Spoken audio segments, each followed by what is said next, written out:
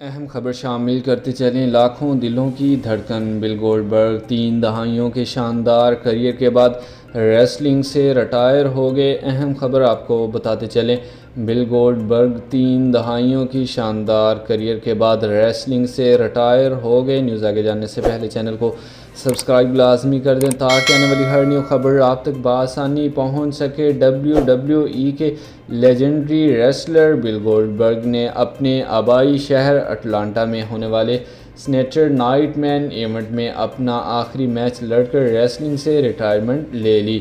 58 سالہ Goldberg world heavyweight champion Gunther کے مقابل آئے، جہاں انہوں نے اپنے مخصوص داؤ اسپیئر اور جیک ہیمر کا استعمال کیا، لیکن دفاعی چیمپئن کو ہرانے میں ناکام رہے۔